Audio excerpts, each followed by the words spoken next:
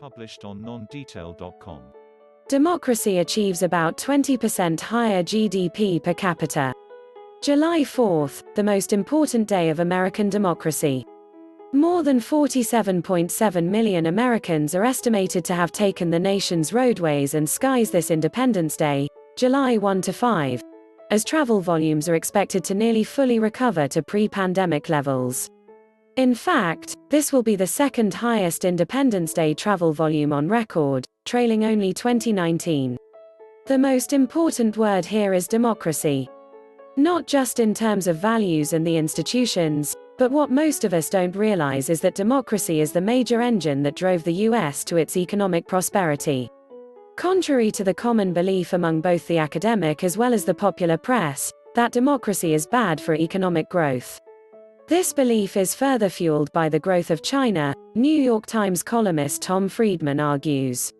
One-party non-democracy certainly has its drawbacks. But when it is led by a reasonably enlightened group of people, as China is today, it can also have great advantages. That one party can just impose the politically difficult but critically important policies needed to move a society forward in the 21st century.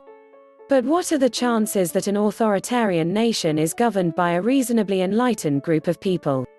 To understand this parlance better, let us start from where it all begun. The dawn of American democracy didn't come in 1776, with the Declaration of Independence.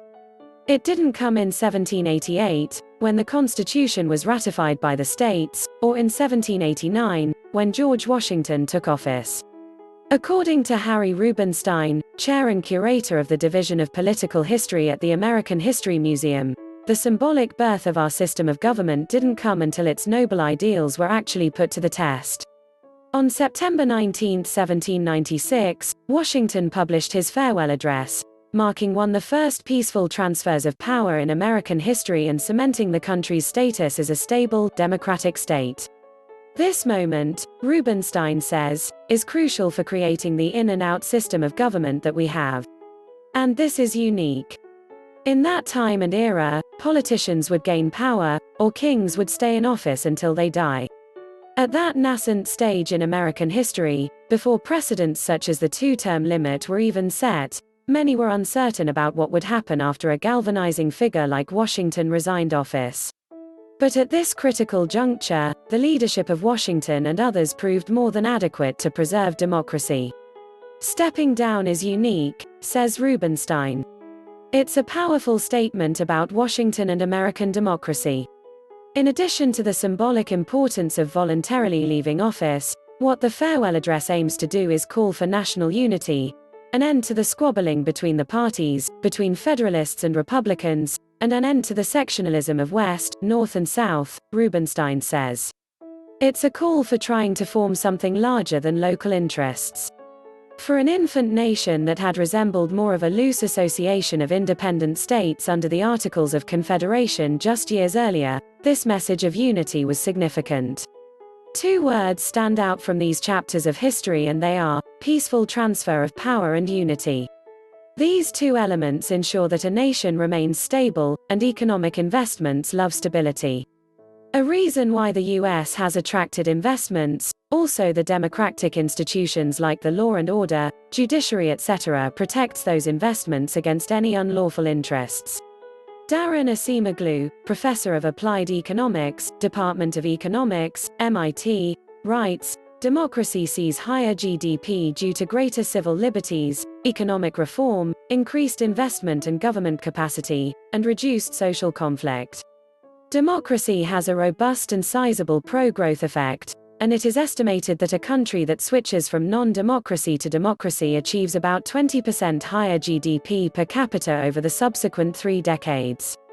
These are large but not implausible effects, and suggest that the global rise in democracy over the past 50 years, of over 30 percentage points, has yielded roughly 6% higher world GDP.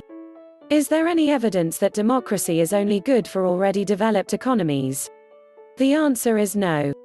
Though we do find that democratization is associated with larger increases in GDP per capita in countries with higher levels of secondary schooling, There is no evidence that democracy is bad for economic growth in low-income economies or even in economies with low levels of schooling. Talking of education and schooling, economist Yasheng Huang emphasized that it was education that helped foster China's growth and not its authoritarian rule. Let us look into the details. For more than 3 decades, China experienced double GDP growth rates when compared to India. However, in the last decade, the GDP growth of both these countries seemed to have converged. How did China achieve such a feat? Chinese authoritarian government can act above the rule of law. In China, the cost of moving people out of the way is low. Site work and right-of-way costs in litigious California are around $10 meter per kilometer, or 17.6% of the total cost, while in China land acquisition and resettlement costs are below 8% of project cost. Whereas in India the government cannot do that because it has to listen to its people, and it is constrained by the public opinion. Government also has to adhere to strong land acquisition laws.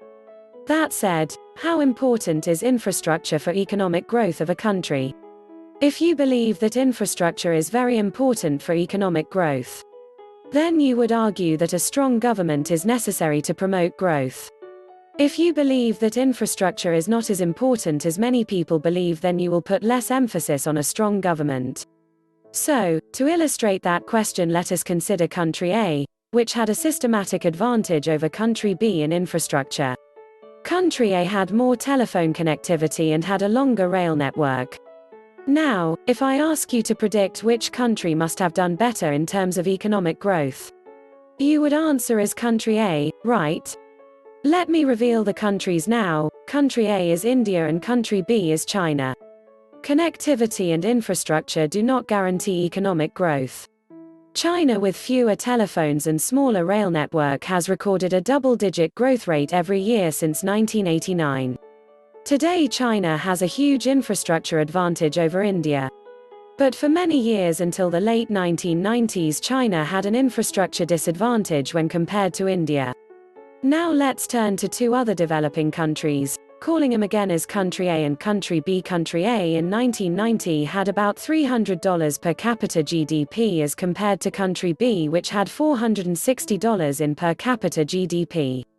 However, by 2008, country A had surpassed country B with $700 per capita GDP as compared to $650 per capita GDP.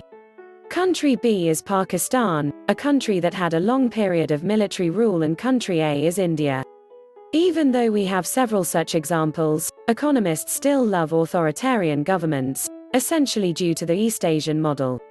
In East Asia we have had successful economic growth stories such as Korea, Taiwan, Hong Kong and Singapore. Some of these economies were ruled by authoritarian governments since the 1960s.